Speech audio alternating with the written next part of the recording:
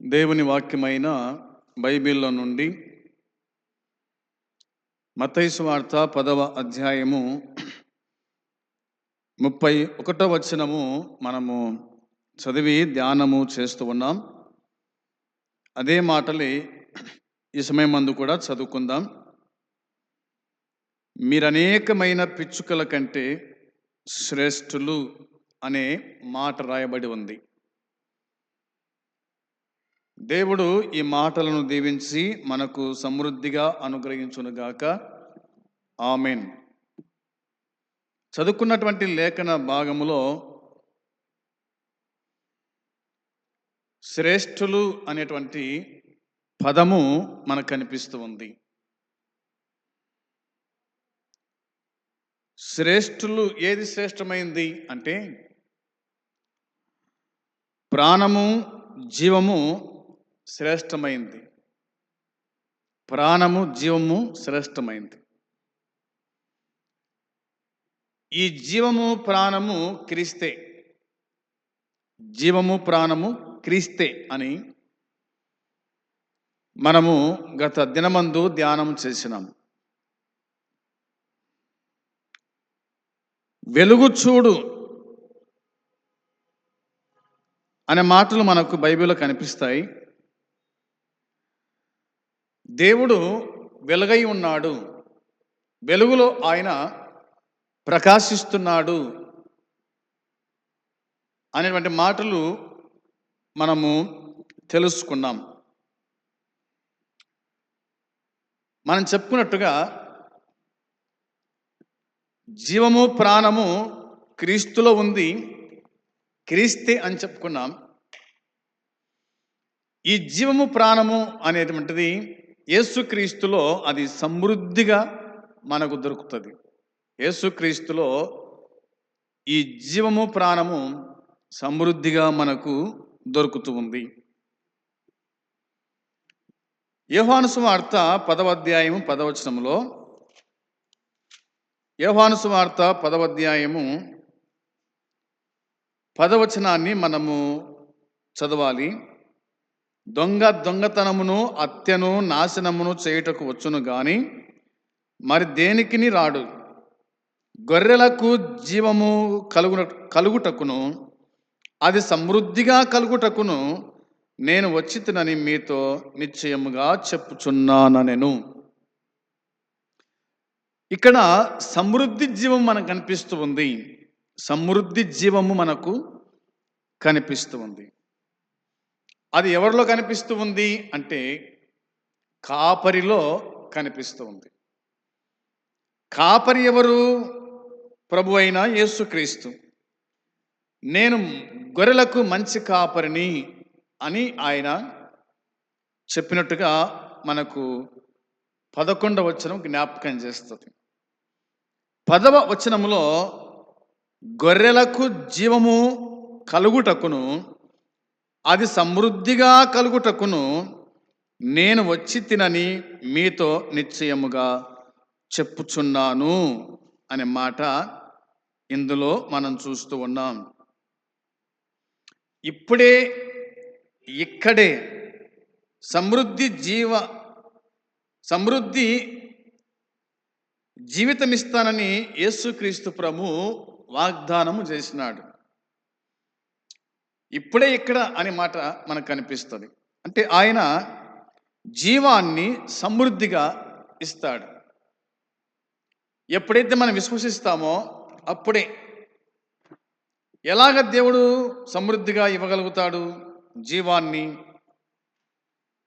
ఆయన కాపరి అనేది మనకు అర్థమవుతుంది. కాబట్టి ఈ కాపరి వాగ్దానం చేసినాడు. వాగ్దానం చేసిన వాడు నమ్మదగిన వాడు అనేది మనకు అర్థమవుతూ ఉంది. అందును బట్టి యెహెజ్కేలు గ్రంథములో ఇలాగా రాయబడి ఉంది. యెహెజ్కేలు గ్రంథం 34వ అధ్యాయము 12వ వచనము చూడాలి. యెహెజ్కేలు గ్రంథము 34వ అధ్యాయము 12వ వచనము. తమ గొర్రెలు చెదిరిపోయినప్పుడు కాపర్లు వాటిని వెదుకున్నట్లు నేను నా గొర్రెలను వెదకి చీకటి గల మబ్బు దినము అందు ఎక్కడెక్కడికి అవి చెదిరిపోయినో అక్కడ నుండి నేను వాటిని రప్పించి అనే మాట ఉంది. చాలు. యెహెజ్కేలు గ్రంథము 34వ అధ్యాయము వచనం 12లో రాయబడిన మాట, తమ గొర్రెలు చెదిరిపోయినప్పుడు కాపరులు వాటిని వెదుకున్నట్లు నేను నా గొర్రెలను వెదకి అనే మాట రాయబడి ఉంది. గొర్రెలు అనగా మనమే. గొర్రెలు అనగా మనుషులందరూ చెదిరిపోయినారు. తమ తమ ఇష్టానుసారంగా తమకిష్టం వచ్చినట్టుగా ప్రజలు చెదిరిపోయినారు. ఈ మాటలు మనకు యెషయా గ్రంథంలో కనిపిస్తాయి. 51వ అధ్యాయం 53వ అధ్యాయంలో మనం చూస్తాం.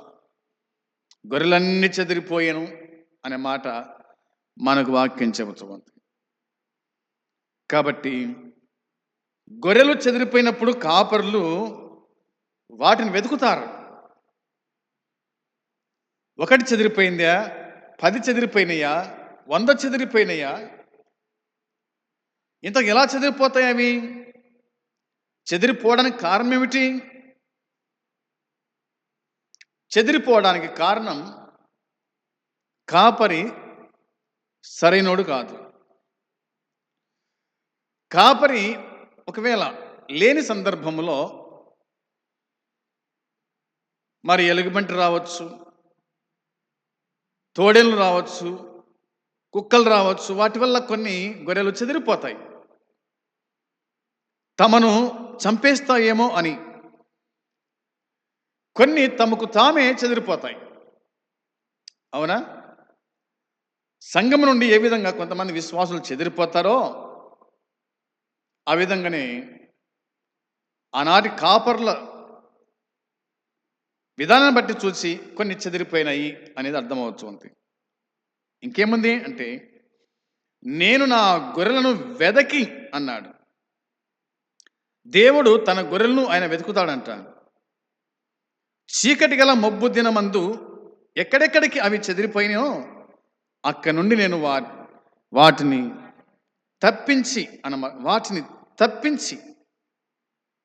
అని అన్నాడు. వెతుకుతాను, వాటిని తప్పిస్తాను, వాటిని నడిపిస్తాను అని ఆయన జ్ఞాపకం చేశాడు. ఇలాగ ఒక మాట నేను చదువుతాను మీకోసమై. ప్రజల్లో అనేకులు బబులోను చెరలోనికి తీసుకొని పోబడ్డారు. కాగా ఇశ్రాయేలీయులు చెదిరిపోయిన దేశము ఇదొక్కటే కాదు. అనేక సందర్భాల్లో ఇశ్రాయేలీయులు చెదిరిపోయినారు.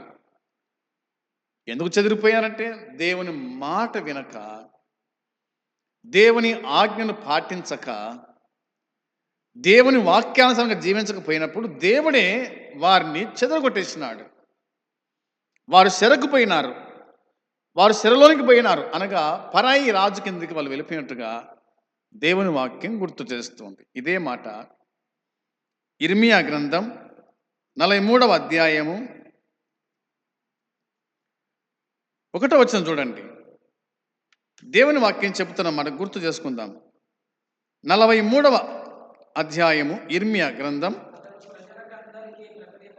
అతడు ప్రజలకందరికీ ప్రకటింపవలనని దేవుడైన యెహోవా పంపిన ప్రకారము ఇర్మియా వారి దేవుడగు యెహోవా సెలవిచ్చిన మాటలన్నిటినీ వారికి ప్రకటించి చాలింపగా అనే మాట కనిపిస్తుంది. దాదాపుగా మనము 7 వరకు చదువుకోవాలి.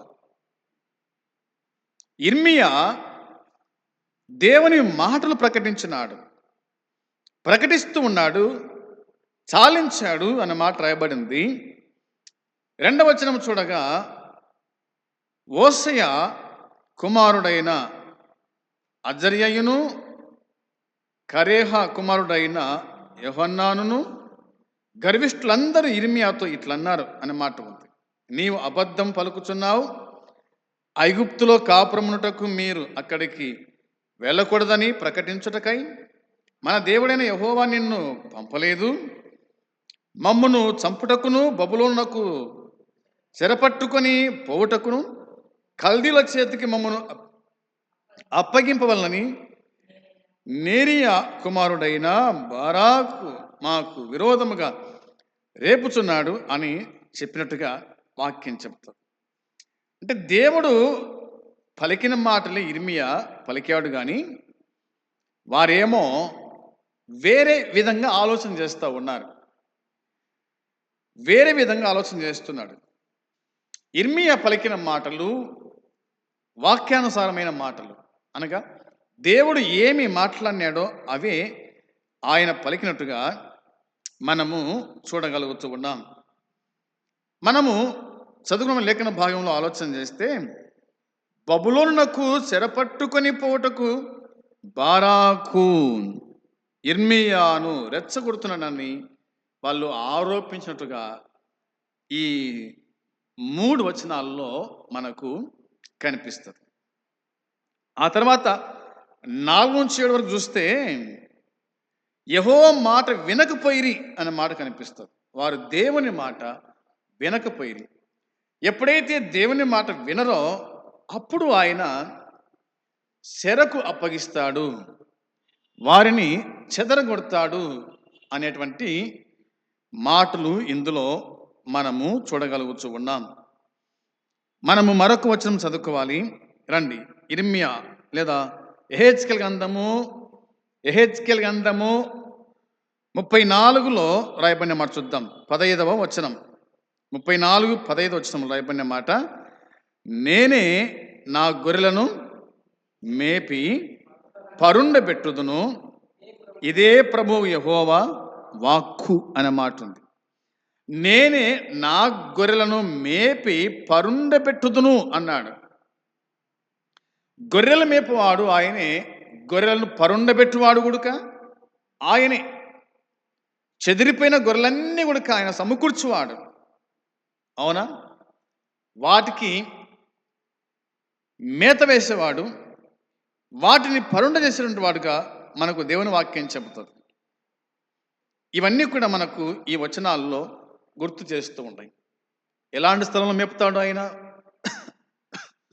చూద్దాం. చూడండి, 4వ వచనం చూడండి, 14వ వచనం చూడండి ఒకసారి. 14వ వచనంలో, నేను మంచి మేత గల చోట్ల వాటిని మేపెదను, ఇశ్రాయేలు యొక్క ఉన్నత స్థలముల మీద వాటికి దొడ్డి ఏర్పాటును, అక్కడ అవి మంచి దొడ్డిలో పండుకొనును, ఇశ్రాయేలు పర్వతముల మీద బలమైన మేత గల స్థలమందు అవి మేయును అని అన్నాడనమాట. దేవుడు తన గొర్రెలైనటువంటి ఇశ్రాయేలు గురించి ఆయన మాట్లాడుతూ వాటికి మంచి మేత గల చోట్ల వాటిని మేపుతాడంట. తర్వాత ఉన్నత స్థలముల మీద వాటికి దొడ్డి ఏర్పాటు చేస్తాడంట. అవి మంచి దొడ్డిలో పరుంటాయి. మరి ఇశ్రాయేలు పర్వతముల మీద బలమైన మేత గల స్థలమందు అవి మేయును అనే మాట ఉంది. అంత మాత్రమే కాదు, నేనే నా గొర్రెలను మేపి పరుండబెడుదును అని చెప్పినాడు. అంటే దేవుడు తన పిల్లలను ఎంత ఉన్నతమైన స్థాయిలో ఉంచాలనుకుంటున్నాడో మనకు అర్థమవుతుంది. ఆయన శ్రేష్టమైన వాడు. ఆయన యందు విశ్వాసం ఉంచిన మనము కూడా శ్రేష్టమైన వాళ్ళం. శ్రేష్టమైనటువంటి తన ప్రజలైన మనకు ఆయన మంచి మేత, అవునా, ఉన్నత స్థలం మీద మనకు స్థలాన్ని ఆయన ఏర్పాటు చేసినాడు. మంచి మేత పెడుతున్నాడు, మంచి స్థలము చూపించినాడు. మరి మంచి స్థలములోనే ఆయన మనల్ని పరుండ జయించు ఉన్నాడు అని ప్రభు సెలవిస్తున్నాడు. నేనే అని ఆయన అన్నాడు. మరొక వచనం చూడాలి.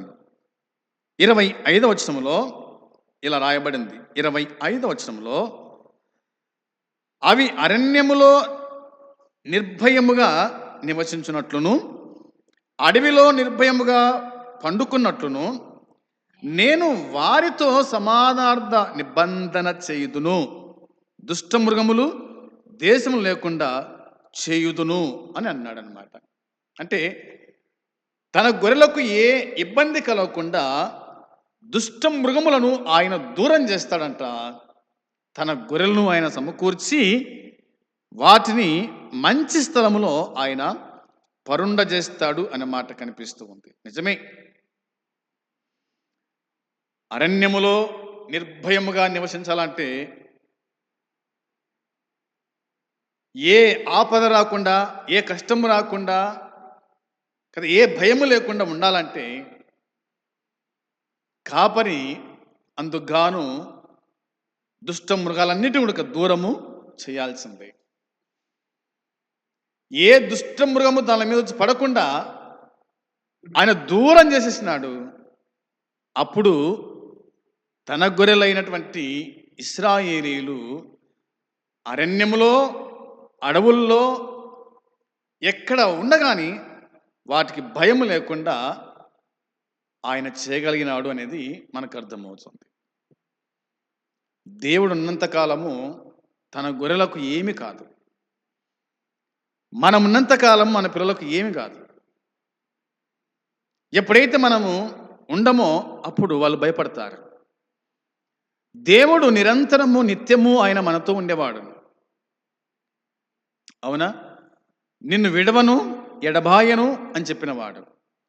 భయపడకుము, జడియకుము, దిగులు పడకుము, నిబ్బరం కలిగి ధైర్యంగా ఉండమని చెప్పినటువంటి దేవుడు.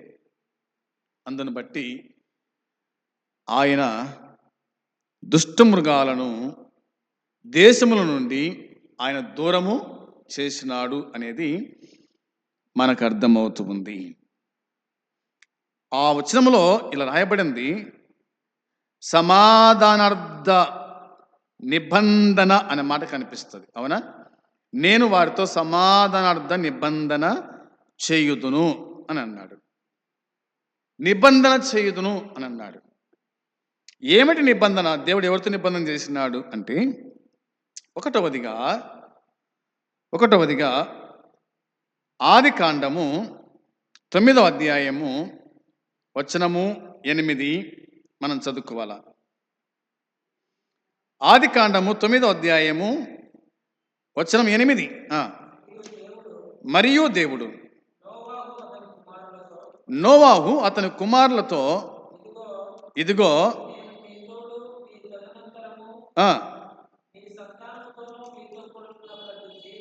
జీవితోను, పక్షులేమి, పశువులేమి, మీతో కూడా సమస్తమైన భూజంతువులేమి నా నిబంధన స్థిరపరచుచున్నాను అన్నాడు. అవునా? దేవుడు నోవాహుతో అతని కుమారులతో ఆయన తన నిబంధనను స్థిరపరిచినట. అది కూడా ఎంతవరకు అంటే, మీ తదనంతరము మీ సంతానముతో, మీ సంతానముతో నేను నిబంధన చేస్తున్నాను. అది కూడా నా నిబంధన స్థిరపరచుదును అని ఆయన జ్ఞాపకం చేశాడు. వచనము 17 చూడండి. 17 వచనం చదువుకుంటే ఇక్కడ రాయబడిన మాట, దేవుడు నాకును భూమి మీదనున్న సమస్త శరీరులకును మధ్య నేను స్థిరపరిచిన నిబంధనకు గుర్తు ఇదే అని నోవాహుతో చెప్పెను అనే మాట వ్రాయబడి ఉంది. ప్రభునందు సోదరి సోదరులారా, దేవుడు నోవాహుతో చేసిన నిబంధన జల ప్రళయము తర్వాత ఇక ఎన్నడూ సమస్త శరీరులు జల ప్రళయము రాదని, నశించరని దేవుడు ప్రమాణపూర్వకముగా నోవాహుకు కుమారులకు ఆయన నిత్య నిబంధన చేసినాడు అనేది ఇక్కడ మనకు అర్థమవుతుంది. ఈ నిబంధనను దేవుడు కొత్తగా చేయబోతున్న సమాధానార్థమైన నిబంధన సంబంధముతో పోల్చవచ్చునన్నమాట మనకు దేవుని వాక్యం గుర్తు చేస్తూ ఉంది.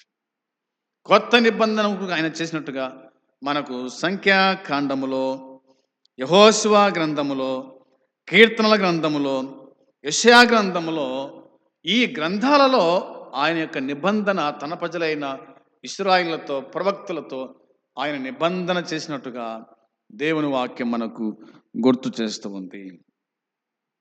నిబంధన చేశాడు. తర్వాత పాపం వలన మనిషి దేవునితో సమాధాన స్థితి కోల్పోయినప్పుడు కూడా ఆయన నిబంధన చేసినాడు. ఎప్పుడైతే మనం పాపములో పడి దేవుని ఆజ్ఞ మీరుతామో అలాంటి వారితో కూడా ఆయన నిబంధన చేసినాడు అనేది మనకు అర్థమవుతుంది. ఈ నిబంధన గురించి మనం ఆలోచన చేస్తే ఇలా రాయబడిన చూడండి. ఆదికాండము 3వ అధ్యాయము 15వ వచనంలో, ఆదికాండం 3వ అధ్యాయము 15వ వచనం మనం చూడగా ఇలా రాయబడింది, మరియు నీకును స్త్రీకిని నీ సంతానమునకును స్త్రీ సంతానమునకును వైరము కలగజేస్తాను, మెడ మీద కొట్టుదు అని చెప్పెను. ఇదొక వాగ్దానము అనేది మనకు కనిపిస్తుంది. 4:8 చూడండి ఒకసారి. 4వ అధ్యాయం ఆదికాండం 4:8 కూడా మనం చూస్తే, కయీను తన తమ్ముడైన ఏబేలుతో మాట్లాడిను, వారు పొలములో ఉన్నప్పుడు కయీను తన తమ్ముడైన ఏబేలు మీద పడి అతనిని చంపెను. అంటే ఇప్పుడు అవ్వ ఏం చేసింది? దేవుని మాట వినలేదు, దేవుని ఆజ్ఞకు వ్యతిరేకంగా బతికింది కాబట్టి ఆమె పాపం చేసింది. తర్వాత కయీను పాపం చేశాడు, హేబేలును చంపాడు, పాపం చేశాడు. ఇలాంటి వారితో కూడా ఆయన నిబంధన చేశాడు. కాబట్టి పాపం వలన మనిషి దేవునితో సమాధాన స్థితిని కోల్పోయినాడు అనేది మనకు అర్థమవుతుంది. ఎప్పుడైతే మనిషి పాపం చేస్తాడో అప్పుడు దేవునితో సహవాసం కోల్పోతాడు. కోల్పోయిన వ్యక్తి ఏం చేయాలంటే మరలా ప్రభు యొద్దకు వచ్చేటువంటి వాడుగా ఉండాలని దేవుని వాక్యము మనకు చెబుతూ ఉంది. అది అయితే మోషేతో దాన్ని స్థిరపరిచినాడు అనేది మనకు అర్థమవుతుంది. మోషేతో ఆయన దాన్ని స్థిరపరిచినట్టుగా మనకు దేవుని వాక్యం గుర్తు చేస్తూ ఉంది. ఎలా స్థిరపరిచినాడంటే ఆయన ఇలా ఉంది, విధేయత ఫలితంగా సమాధాన స్థితి కలుగుతుంది. ఎప్పుడైతే మనం విధేయులమవుతామో, ఎప్పుడైతే మనము దేవుని మాట వింటామో అప్పుడు అది సమాన స్థితికి వస్తూ ఉంది అనేది మనకు లేవియాకాండం 26:6లో మనకు కనిపిస్తుంది. విధేయత చూపించకపోతే సమాధానం లేదు, విధేయత చూపిస్తే మనకు సమాధానము కలుగుతుంది అనేది మనం అర్థం చేసుకోవాలా. ఈ సమాధానార్థ నిబంధన 1000 ఏళ్ల కాలములో ఇశ్రాయేలు పొందబోయే దీవెనలకు సూచనగా ఉంది అనేది మనకు చరిత్రకారులు మనకు తెలియజేస్తారు. అయితే ఇప్పుడు కూడా క్రీస్తు సరైన సంబంధం ద్వారా సమాధానాన్ని అనుభవించున్నట్లు దావీదుకు ఏకైక కుమారుడైన యేసుక్రీస్తు ద్వారా మాత్రమే ఇది సాధ్యమవుతుంది. ప్రభు అయిన యేసుక్రీస్తు ఎలా పిలువబడ్డాడు ప్రపంచంలో అంటే, దావీదు కుమారుడైన యేసుక్రీస్తు అని ఆయన పిలువబడినాడు. ఆయన మన కోసమై ఆయన అప్పగించబడి కొట్టబడ్డాడు, రక్తం గార్చినాడు, శిలువలో మరణించినాడు. ఆయన సమాజపడి తిరిగి లేవటం వలన మనకు దేవునికి మధ్య సమాధానాన్ని ఆయన అనుగ్రహించినట్టుగా దేవుని వాక్యం అయిన బైబిల్ మనకు జ్ఞాపకానికి తీసుకొని వస్తూ ఉంది. ప్రభువైన యేసుక్రీస్తు ఆయన పరలోకాన్ని విడిచిపెట్టినాడు, అవునా, సింహాసనం విడిచిపెట్టినాడు, దూతలను విడిచిపెట్టినాడు, దేవునితో సమానం ఉండే భాగ్యాన్ని కోల్పోయినాడు, విడిచిపెట్టేసినాడు అని మనకు ఫిలిప్పీ పత్రిక 2:7లో మనకు కనిపిస్తూ ఉంది. ఆ తదుపరి యోహాను సువార్త 14:27లో కూడా ఇవే మాటలు మనకు కనిపిస్తాయి. ఆయన రావటము, మనము ఆయనకు సమీపంగా కావటము, ఇవన్నీ కూడా ఏంటంటే ప్రభు యొక్క ప్రేమ, మన యొక్క విధేయత, దేవునికి దూరంగా ఉన్న మనల్ని ఆయన శిలువ మరణము చేత మనము సమీపస్థులమైనాము అనేటువంటిది లేఖనాలు మనకు గుర్తు చేస్తూ ఉన్నాయి. అది మనం గుర్తుంచుకోవాలి. తర్వాత ఇదే యెహెజ్కేలు గ్రంథము 34వ అధ్యాయము వచనము 31 చూడండి. అక్కడ రాయబడిన మాట జ్ఞాపకం చేసుకుందాం. నా గొర్రెలను నేను మేపుచున్న గొర్రెలునగు మీరు మనుషులు అన్నాడు. ఎవరంట వీళ్ళు? మనుషులు అన్నాడు అనమాట. నా గొర్రెలను నేను మేపుచున్న గొర్రెలునగు మీరు మనుషులు అన్నాడు. ఇశ్రాయేలును దేవుడు గొర్రెలుగా పోల్చినాడు. గొర్రెలంటే గొర్రెలు కాదు, గొర్రెల్లాంటి మనుషులు అనేది ఈ వచనము మనకు జ్ఞాపకానికి తీసుకొని వస్తూ ఉంది అనేది మనం గుర్తుంచుకోవాలా. ఇక చివరి ఒక మాట చూడండి, ఇలా జ్ఞాపకం చేస్తాను మీకోసమై. యోహాను సువార్త 5వ అధ్యాయము 26వ వచనం చదువుదాం.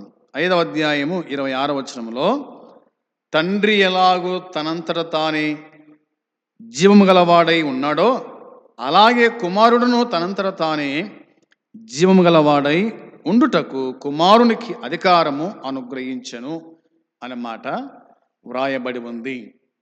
మనము జీవము అనే మాట మీద ధ్యానం చేస్తున్నాం. జీవము ప్రాణము క్రీస్తే, ఆయనలో ఉన్నాయి కాబట్టి ఆయన జీవం గలవాడు అనే మాట కనిపిస్తుంది. తండ్రి జీవం గలవాడు, కుమారుడుక జీవం గలవాడే.